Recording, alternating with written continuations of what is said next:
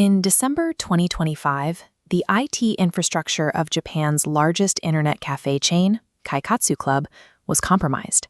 An attacker managed to extract the personal data of over 7 million users. When authorities in Osaka finally tracked down the culprit, they didn't find a sophisticated cyber syndicate. They arrested a 17-year-old kid. His stated motivation for the data heist? He wanted to buy Pokémon cards.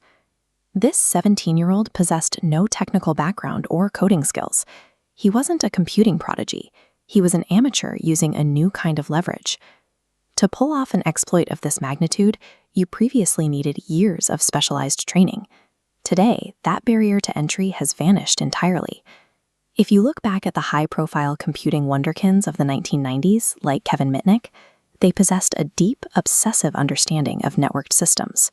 Executing a major breach required physical proximity to specialized hardware, an encyclopedic knowledge of machine architecture, and the ability to manually weave together complex exploits. Fast forward to the end of 2025, a single individual managed to breach the Mexican government, systematically targeting more than 10 separate agencies and walking away with over 195 million taxpayer records. Historically, the number of people with the desire to launch a massive cyber attack and the people with the technical skill to pull it off formed a tiny sliver of the population. Now, the skill requirement is gone, and that overlap includes millions of internet users. This shift was triggered by the evolution of large language models.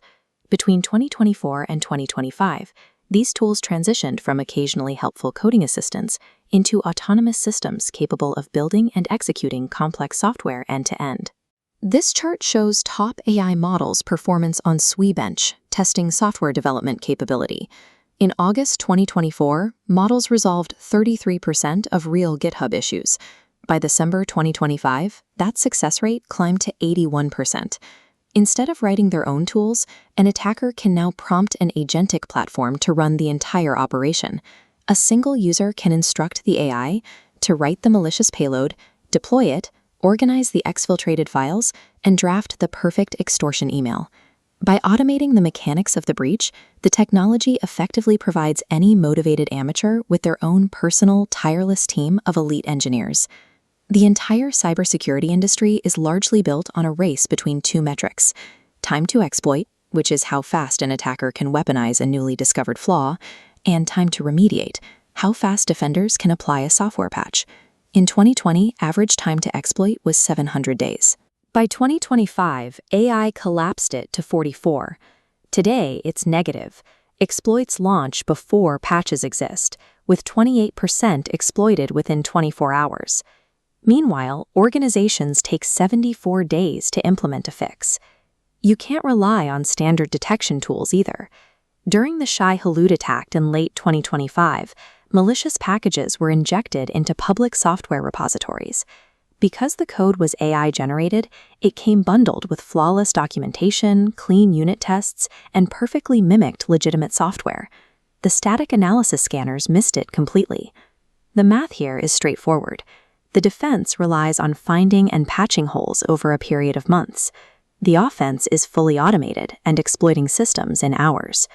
The core industry strategy of chasing and patching vulnerabilities is structurally broken. If supply chain attacks are already outpacing a 74-day patch cycle today, relying on manual remediation will be entirely impossible when the next generation of models is deployed in the coming years. Surviving this environment requires abandoning the concept of speed altogether. The goal is no longer to outrun the attacker, but to ensure the targeted vulnerability doesn't exist in the first place. This is the methodology behind ChainGuard libraries. Instead of scanning for malicious code after it's been downloaded, this approach eliminates entire categories of attacks by rebuilding every open-source software library from scratch using strictly verified, attributable source code.